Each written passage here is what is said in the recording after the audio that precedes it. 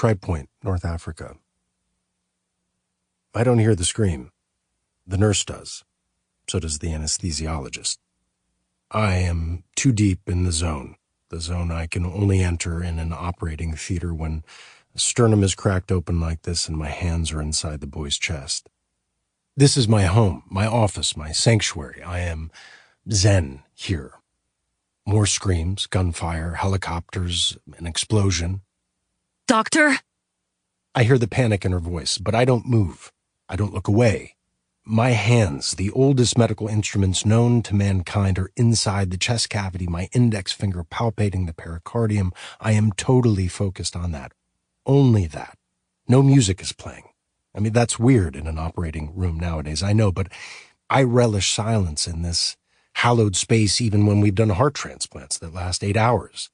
It annoys my staff. They need the diversion, the entertainment, the distraction, and that's the problem for me. I want no distractions. Both my bliss and my excellence come from that singular focus. But the sounds invade. Rapid gunfire, another explosion, louder screams, getting closer now. Doctor! The voice is shaky, now panicked. Then because I'm clearly not listening. Mark?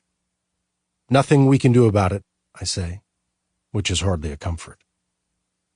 Trace and I arrived in Ganim 8 days ago. We flew into Diori Hamani Airport, where we were met by a young woman Trace and I knew named Suehyla, if that is her real name, and a burly driver who never introduced himself or said a word to us. The four of us traveled northeast for 2 long days, sleeping in a safe house near Agadez and then tents under the stars in Bilma. We left the driver in northern Niger, traveling through the desert by night until we met another car. Suehyla and Trace have eyes for one another. I'm not surprised. Trace is the pure definition of a playa. Even surrounded by death, well, maybe that's just it.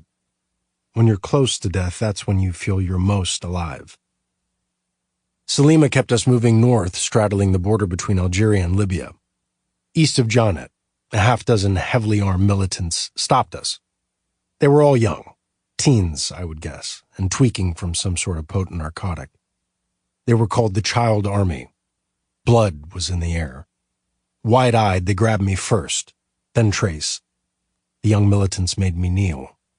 They put a gun to the back of my skull. I would be first to die.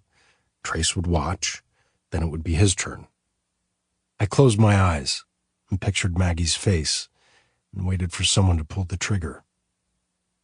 The Child Army didn't shoot us, obviously. Suehyla, who speaks at least 4 languages fluently, fell to her knees and talked fast. I don't know exactly what she said.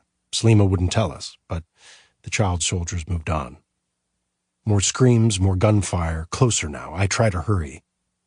I didn't tell Maggie the truth about how risky this last mission was on so many levels, not because I thought she would worry, but because of the promises we had made to one another. She would have insisted on coming. That's how Maggie and I are built. You wonder what makes a hero. There's altruism, sure, but there's also ego and recklessness and thrill-seeking. We don't fear danger. We fear normalcy.